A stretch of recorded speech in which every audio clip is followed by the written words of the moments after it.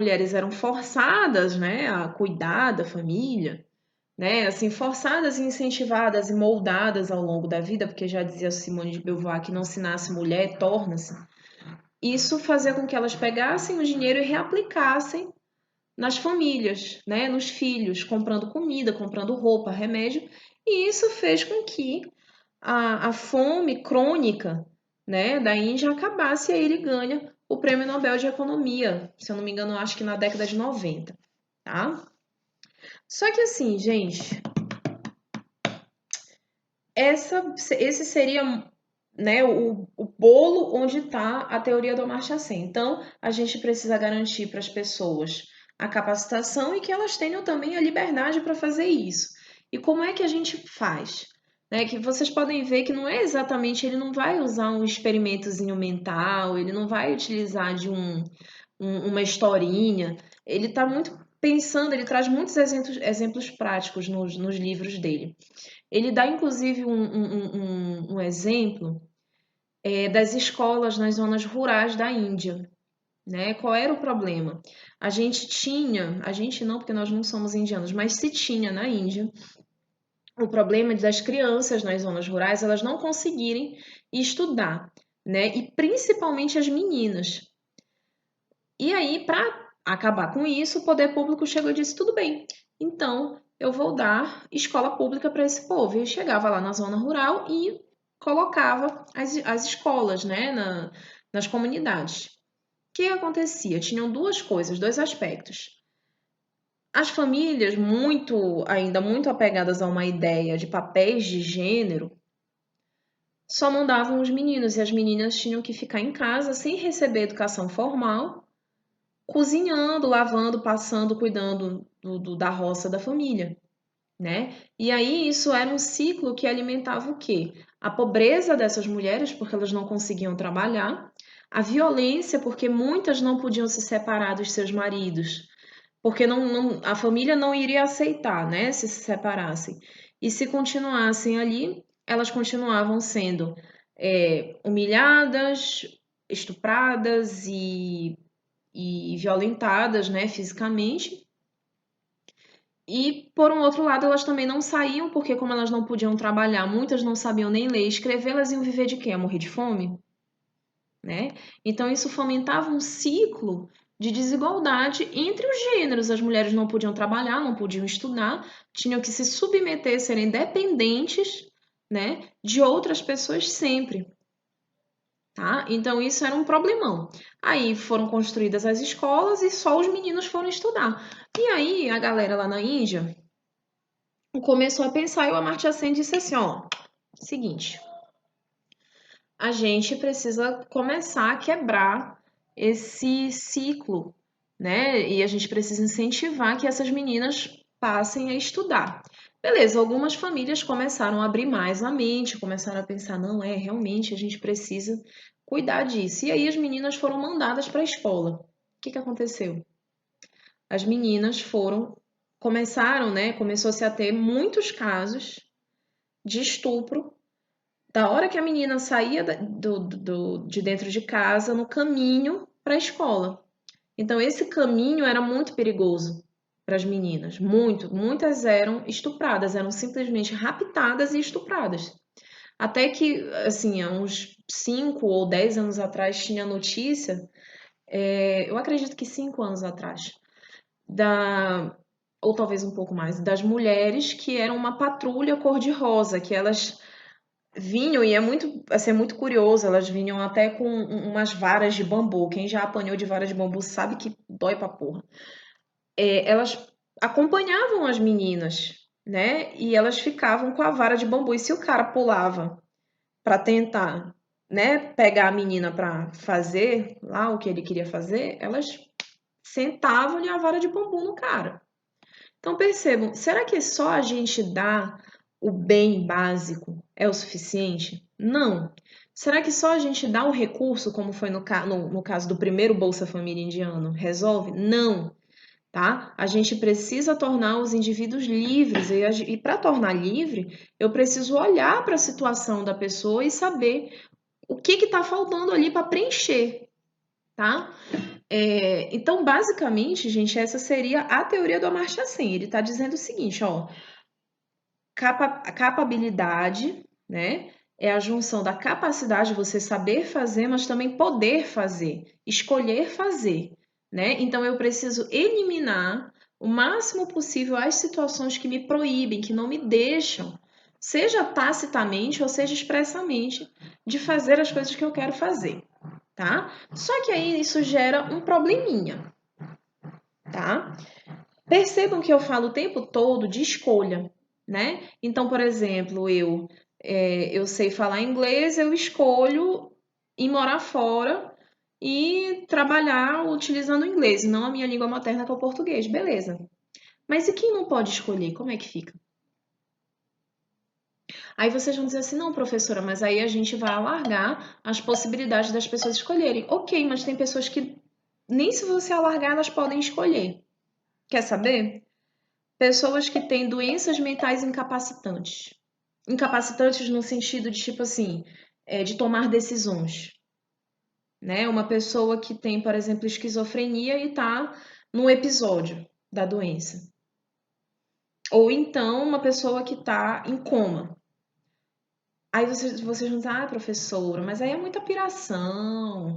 Desce de Algodoal, vem aqui para Altamira, para. Tá, vocês querem ver um lugar onde essa teoria não bate? As crianças. Criança não pode escolher, né? Vide as menininhas que não podiam estudar porque os pais eles achavam que o lugar de mulher é dentro da cozinha, cuidando de filho. E aí, como é que a gente vai fazer? Tá? Bem, o Amartya Sen, ele era casado. Na verdade, se tem uma pessoa que gosta de casar, é esse cara, porque ele já casou e descasou umas 4 vezes. Hoje ele tá com uma professora de História da Economia que parece, pelo visto, aí parece que eles vão conseguir chegar ao fim da vida juntos, mas ele casou e descasou muito tempo, muitas vezes. E na época que ele estava escrevendo a teoria dele, lá por meados dos anos 80, 90, por aí, ele era casado com uma filósofa aristotélica chamada Martha Nussbaum.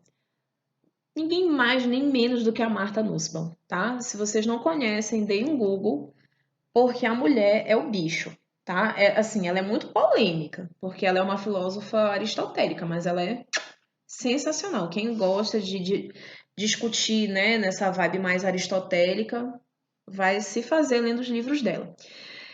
E aí, a Marta, que na época era a crush, né? Era a consagrada do Amartya Sen, ela olhou assim e disse, mozão, senta aqui, vamos conversar um negócio. Aí tu sabe que quando a mulher te chama pra DR, tu vai ter que fazer alguma coisa, né? Pois é, ela disse assim, olha, mozão, é o seguinte, eu tô vendo aqui na sua teoria que você só tá falando da capabilidade no singular, mas eu queria te dizer que existem várias capabilidades, várias capacidades, e eu vou te apresentar elas. E aí ela começa a falar de capacitações totalmente voltadas para a ética aristotélica, tá? Coisas como integridade física. Eu não posso ter a minha integridade física tocada, vamos dizer assim. Eu tenho que controlar o meu meio político, eu tenho que ter a possibilidade de controlar o meio político. Que eu já cheguei à conclusão de que aqui no Brasil, né, complicado. Você tem que ter o direito a ser amado. Assim, ela é uma idealista, né? Você começa a olhar e dizer, cara, não é bem por aí. E a Martha Nussbaum, ela insistiu e fez seminários dizendo, não, porque isso, não sei o que, a teoria do Amartya Sen foi complementada, o que é que o Sen fez? Chegou e falou, cara, você vai ter que, né, ou você para de fazer isso que você tá fazendo, ou o nosso casamento vai para as cucuias. E aí eles terminaram, se separaram. A Martha Nussbaum ainda insiste, né? Ela tem alguns livros que ela ainda retoma esse ponto. E o Amartya Sen disse, olha, Eu não, eu me apaixonei pelo que eu inventei de você, né? E o romance deles não deu certo. Então percebam, gente, a teoria do Amartya Sen, ela vai dar muitas respostas, mas ela não vai dar resposta para tudo. E aí, quando o Amartya Sen vai ser indagado sobre isso, quando o Dworkin, inclusive, fala com a Amartya Sen sobre isso, a resposta da Amartya Sen é tipo assim, cara, eu sou economista, eu não sou filósofo. E aí o Dworkin vai ter uma crítica que ele vai dizer o seguinte, olha, Amartya Sen, ou você vai cair no utilitarismo, que é uma coisa que o Amartya Sen abomina. Nos livros dele ele fala, eu sou contra, eu acho que não tem como a gente voltar para esse ponto, tá? E ele fala isso muito claramente, tá, gente? Muito tranquilamente. Ou então você vai cair na minha teoria. Porque veja bem, todo mundo pode escolher, de uma certa forma, não é verdade? Como é que a gente vai fazer com o indivíduo, por exemplo, que ele faz uma escolha ruim e ele se torna um viciado em drogas, e aí ele passa a não ter mais o direito de escolher, né? Como é que a gente faz para fugir dessa questão daquelas pessoas que não conseguem escolher?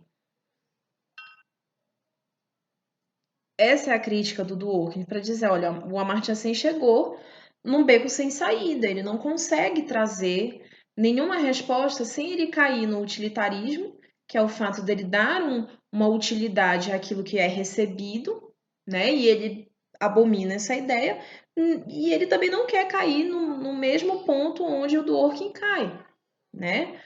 Que é o ponto das escolhas, que todo mundo tem que escolher e todo mundo vai escolher a partir de determinados bens que vão ser distribuídos, que no caso é o dinheiro, né?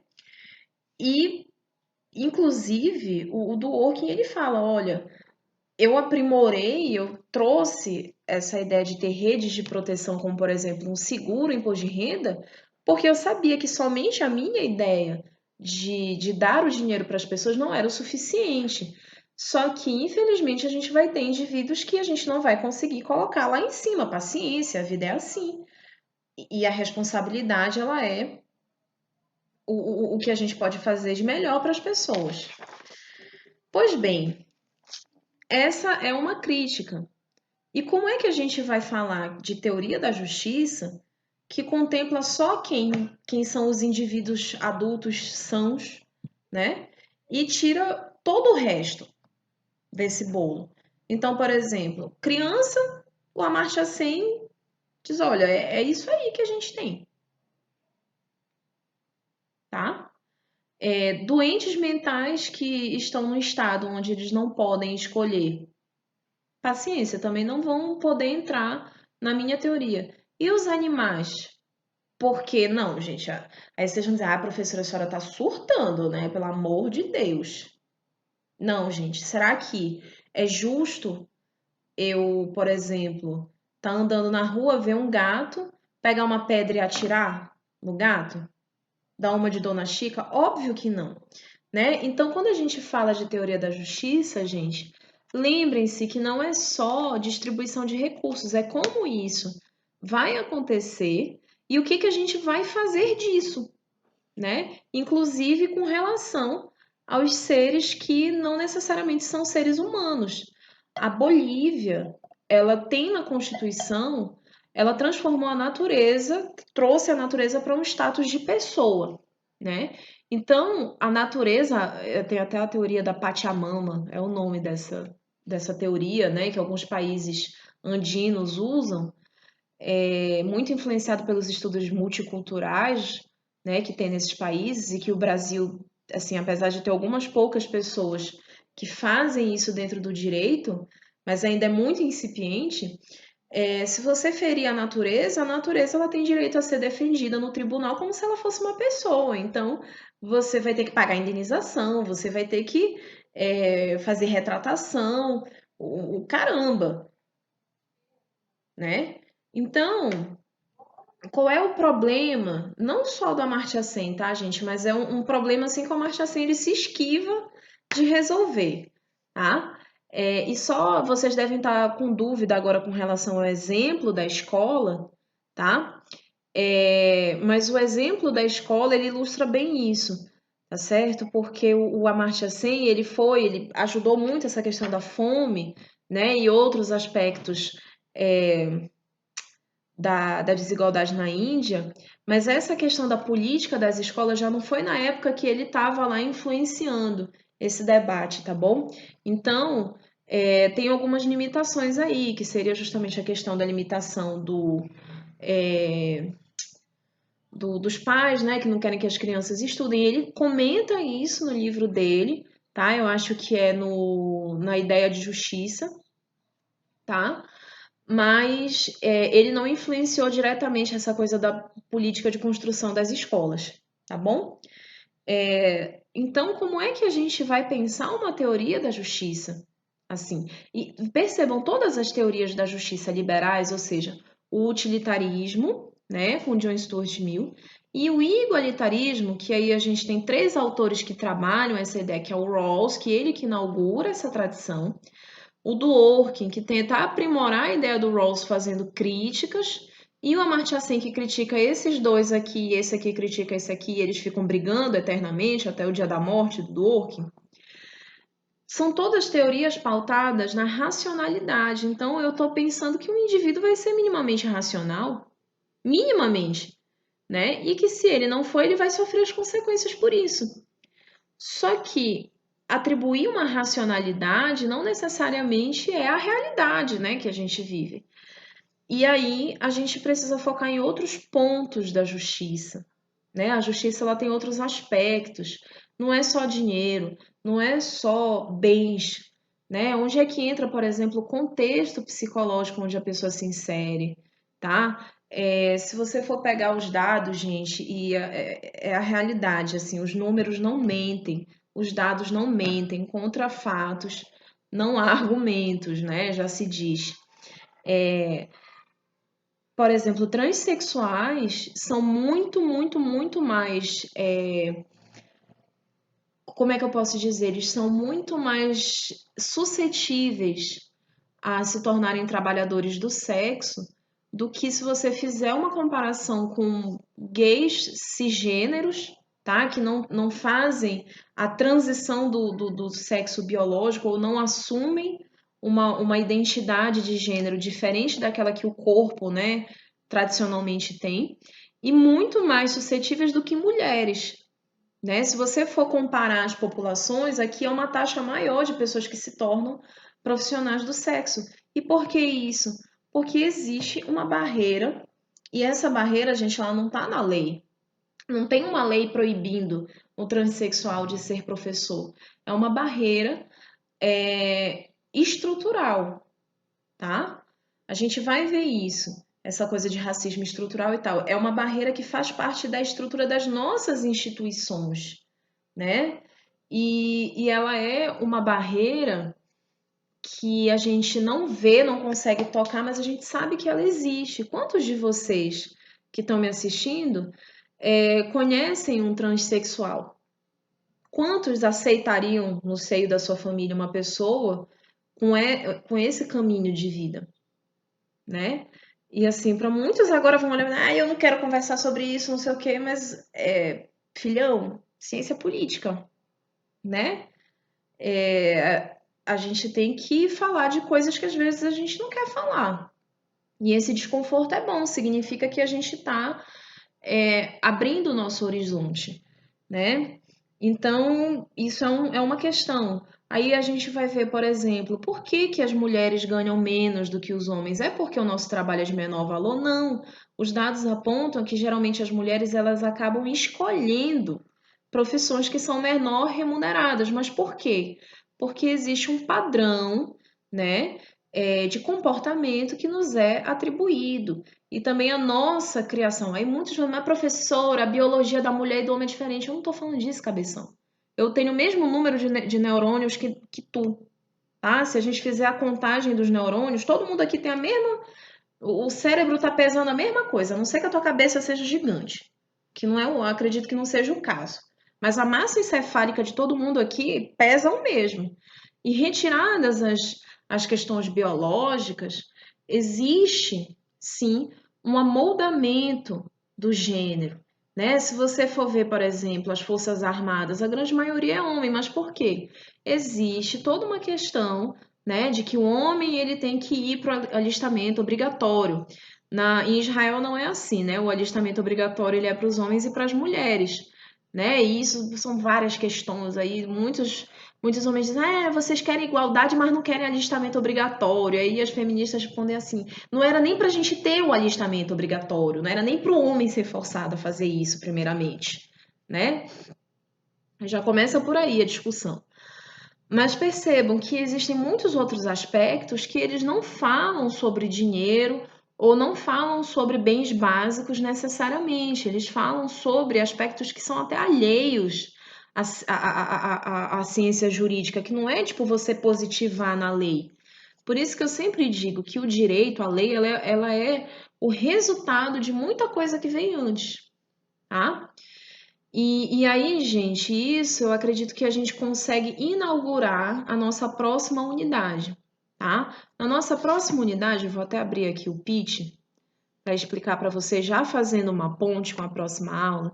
A gente vai falar de democracia e crise do Estado, tá? Que seria a unidade 4, o nome dela é esse. Só que a gente vai ver democracia e totalitarismo, tá? Que o totalitarismo ele é o contrário da democracia. Tá certo? Uma distinção necessária entre direita e esquerda, que é o livro do Bob, o que eu sei que ninguém leu por causa da pandemia, que eu também não vou tirar, não vou ficar apontando o dedo para ninguém, porque eu confesso que a cada dia que passa parece que é um teste maior para nossa paciência no planeta Terra. E aí a gente fecha, né, o nosso semestre com duas aulinhas, tá? Que são as crises do Estado, que uma é direitos raciais e a outra é direitos LGBT e questão de gênero, tá? O que eu quero que vocês entendam? Quando a gente fala, por exemplo, de democracia e totalitarismo, a gente vai ver, por exemplo, que existe um grande problema político das instituições, que a democracia ela é o caos, mas ela ainda é o menos pior que a gente tem, né? Já no totalitarismo, a gente vai ter problemas relativos à liberdade de expressão, a gente vai ter problemas que são muito piores do que a democracia, tá? E estudar a democracia é muito importante porque a gente começa a perceber a pluralidade, né, de ideias, a pluralidade do debate, a pluralidade de problemas e a pluralidade de soluções, tá certo? Bem, e aí a gente faz essa distinção entre direita e esquerda. Eu acho importante a gente fazer essa distinção quando a gente fala de crise do Estado, porque muitas pessoas dizem assim: o liberalismo é de direita, o comunismo é de esquerda. Ai, que sono. Aluno meu não fala assim, tá? Aluno meu diz o quê? Fala o quê? Olha, existem liberais que são os liberais que focam só na área econômica, mas eles podem ser conservadores nos costumes. A gente pode ter pessoas que são de esquerda em alguns valores, mas que são conservadoras na economia. A gente pode ter, por exemplo, um pessoal que é da direita, mas existe a extrema direita, existe uma direita moderada, existe o centro que tenta, né? É o famoso em cima do muro. Existe a extrema esquerda, existe a esquerda, e aí a esquerda tem aquela galera que dos estudos críticos, tem a galera que é do direito das minorias, e aí tem o pessoal da direita que, tipo assim, que utiliza o liberalismo igualitário e não se atenta para outras questões, e existe aquela galera que está ali transitando no meião, e é bem mais complexo. Tá? Então, eu acho assim que é uma oportunidade única da gente desconstruir alguns conceitos que foram aprendidos errados, tá? Errados é ótimo. Errados. Ou não, errado. Enfim. E da gente compreender qual é o sentido quando a gente fala, por exemplo, tal governo é de esquerda, tal governo é de direita, tal governo tem medidas de esquerda, qual governo tem medidas de direita. Porque, por exemplo, o Lula era do Partido dos Trabalhadores, ele era de um partido que se dizia de esquerda. Quando tu olha para o plano econômico, é totalmente liberal. E o liberalismo é associado com a direita, tradicionalmente. Então, é bem mais complexo, pessoal. E aí a gente fecha com direitos, né? das comunidades do povo negro, né? Das pessoas que têm um marcador negro, marcador de pele, obviamente, e também de caracteres secundários.